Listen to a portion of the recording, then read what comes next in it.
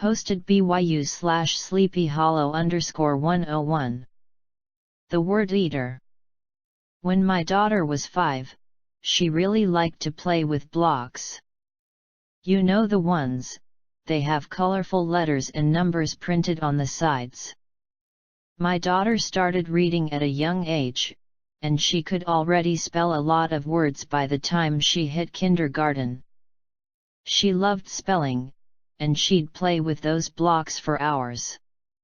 She'd often try random combinations of letters and ask me what they meant. On those occasions that she'd stumble on a real word, she'd clap her hands with delight and giggle. She was a very sweet child. One day, I noticed that her collection of blocks had shrunk considerably. "Where did your blocks go, Kiki?" I asked. "I gave some to my friend," she said, setting her remaining blocks up into a tower to imprison a hapless Polly Pocket. I was both proud and exasperated by her answer. Kiki was so generous, she was forever giving her toys away to other children. I was often tasked with tracking them down when she decided she wanted them back. "And what friend did you give them to?" "The word eater," she said. Well, that was new. It must have been a new game. Kiki was very inventive. "And, who is the word eater?" I asked, crouching down next to her on the floor, watching a Polly Pocket hurl herself off the block tower, presumably into a pit of molten lava. "He's the word eater," she said, giggling at my ignorance. "He likes words so much, he eats them." "I see," I said very solemnly. "And what does the word eater look like?" She thought, tapping a tiny finger to her lips. "He's fat," she started, "and has real little eyes, and a trunk. Like an elephant." I frowned. "We don't call people fat, Kiki." "But he is," she protested. "And he's not a person, Mom, he's the word eater." Now I was getting genuinely curious about the little friend she'd made up. I left off my admonition, instead asking, "Where does the word eater live?"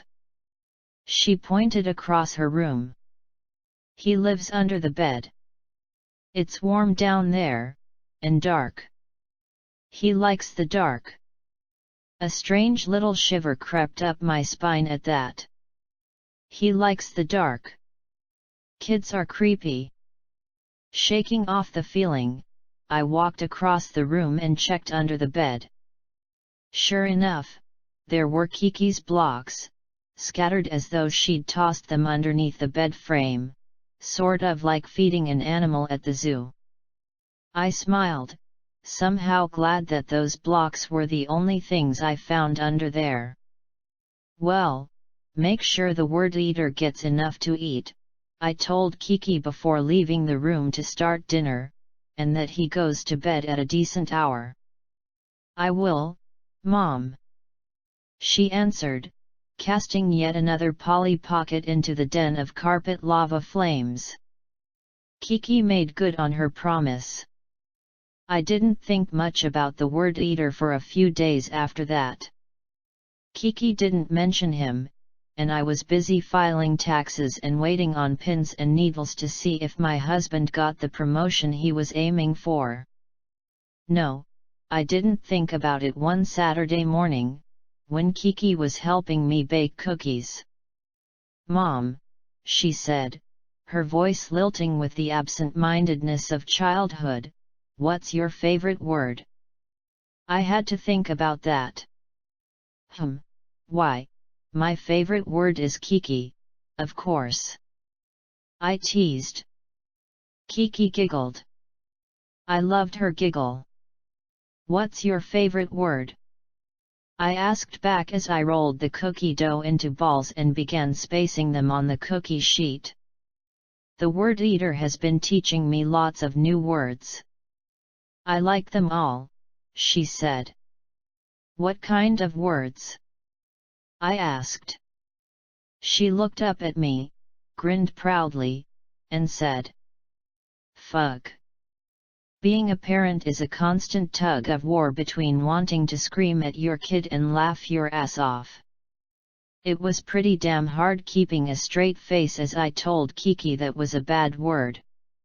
I realized very quickly that she had no idea it was naughty wherever she'd heard it. Apparently she hadn't picked up its meaning or connotations. I was firm with her, but kind, all while trying to stifle my own giggles.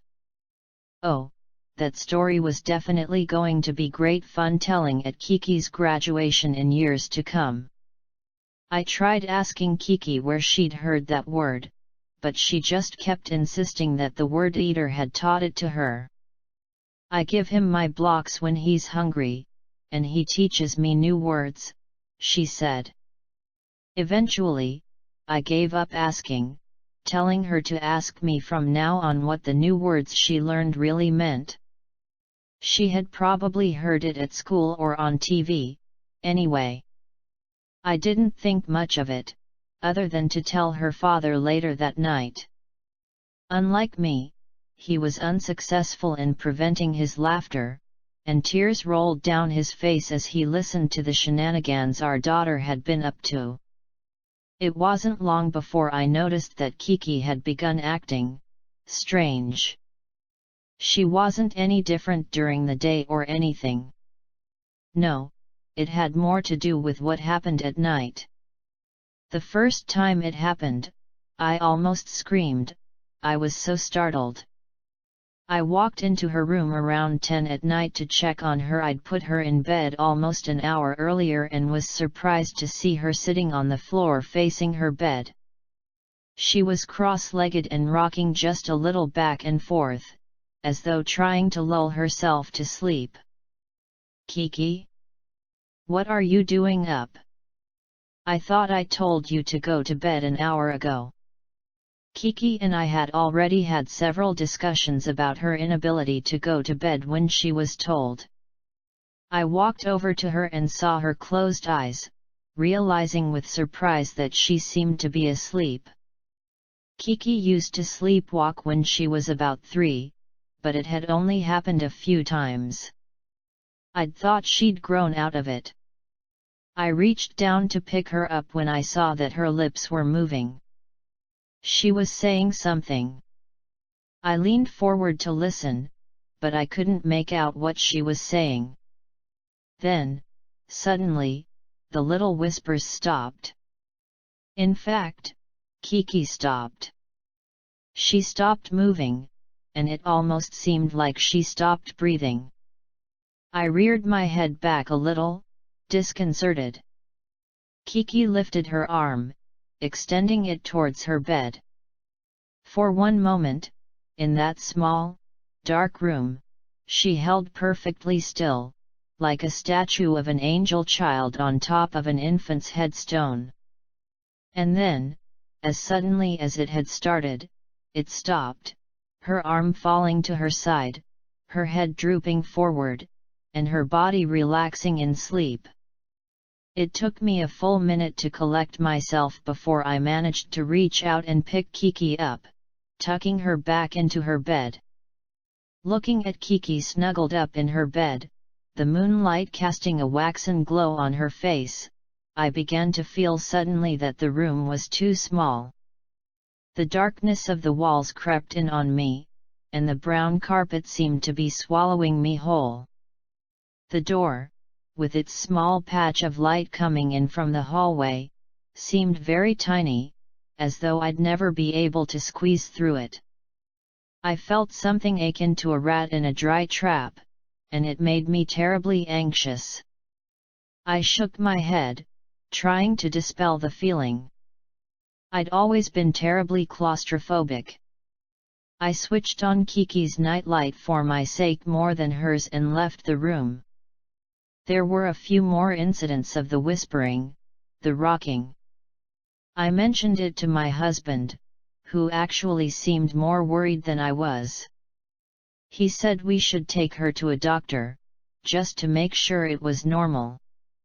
I agreed, knowing that it would put our minds to rest, even if we ended up having to pay a few $100s to learn that we were making a big deal out of nothing.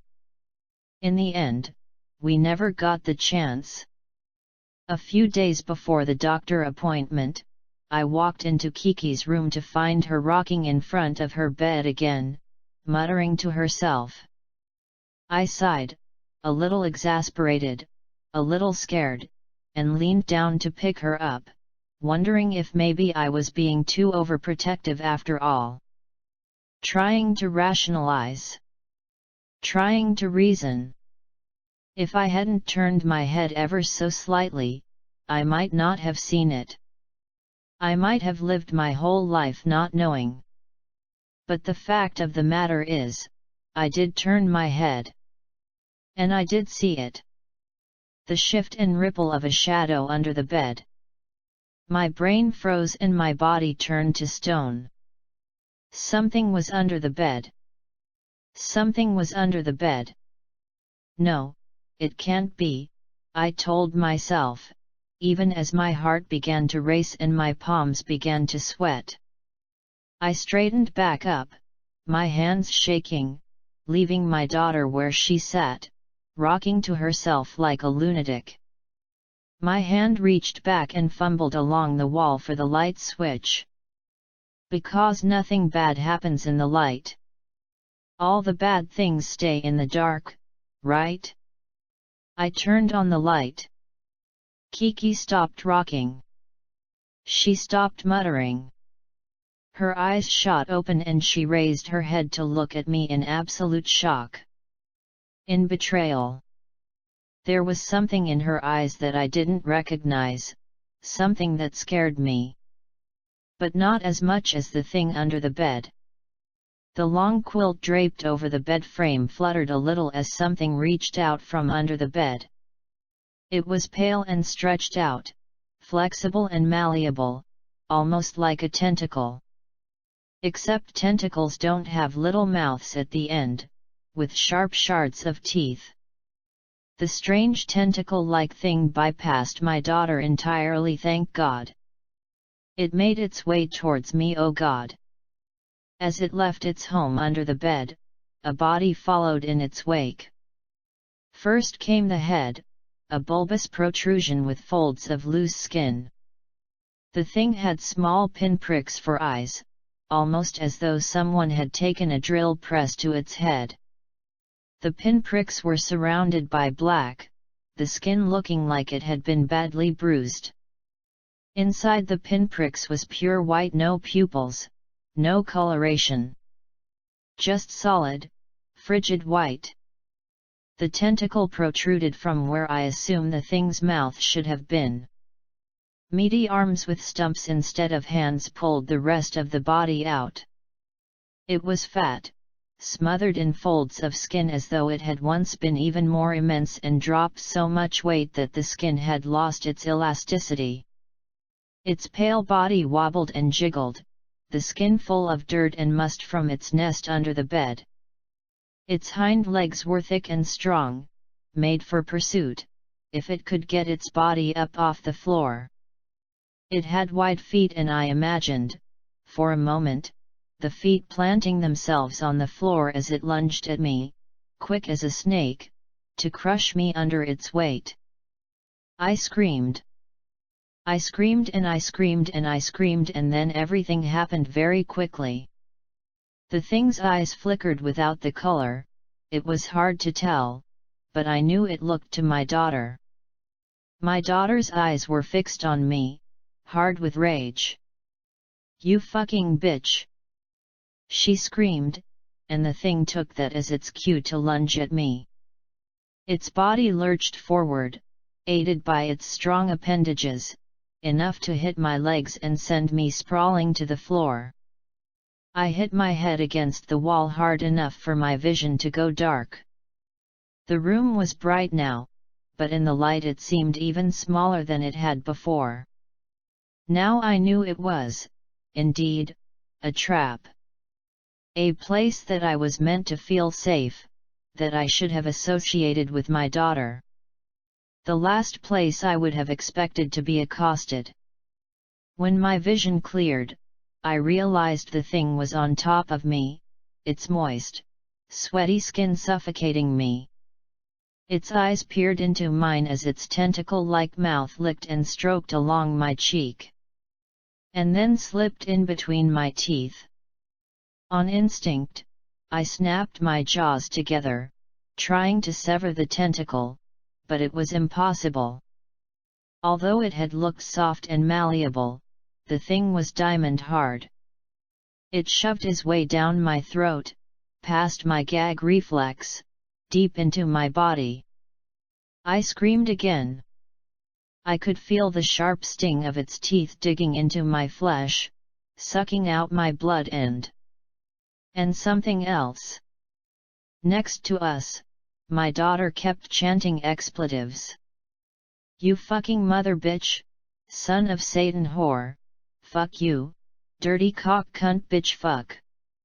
The thing dug around inside my body, its eyes never leaving mine, searching for something. That's all I remember before the pain overcame my senses and I passed out. I came to in the hospital, surrounded by my loving husband and daughter, waiting anxiously for me to awake. I was told a great many things as soon as I woke up, everyone trying to cram some piece of information into me as quickly as possible. They told me that I'd had a seizure, the first and only one I'd ever experienced. They said I'd hit my head and been rushed to the hospital. They said I'd probably be fine, but they wanted to run some tests to make sure. I opened my mouth to tell them about the thing that attacked me, but nothing came out. It took a while of disbelief and prompting before the doctors ascertained that, somehow in the course of my seizure, I'd lost my voice. Yes. I've gone completely mute. I tried writing out my account, to tell the doctors and my husband that there is something in our house, but they didn't believe me. A hallucination, they said. I saw them exchanging worried glances as I gestured vehemently that I wasn't crazy. Things became stressful at home after that. The doctors said my voice would probably come back, surely I wouldn't be mute forever, but it didn't. In the meantime, I began to search the house frantically, focusing special attention on the space under Kiki's bed. There was nothing there. I noticed, too, that Kiki was different. Oh, it was just a little different, to be sure. But it was there. For the most part, she was the sweet, loving, kind little girl that I'd born and raised. But sometimes, a peek of something malicious would show through, something hateful and angry that was as foreign to Kiki as Greek. My Kiki had never been like that. But she was now. At least sometimes. As for me, I'm different, too. And not just because I'm mute. See, it feels like there's pieces of me missing. Like parts of my mind and my personality have just vanished. I can't pinpoint what exactly is different, I just know it is. I don't feel like myself anymore. I've stopped trying to convince my husband of what happened. He made me see a therapist for a while, claiming that I needed to get help. I pretended that I got better, that I knew it was all a delusion. He'll never believe me, no matter what I say. That's why I'm writing this here, for all of you to read. Without my voice, this is the only way to tell my story, the only way to get people to listen to me. So, please, don't forget what I'm about to tell you. The word eater is real. It steals your words. It steals your voice.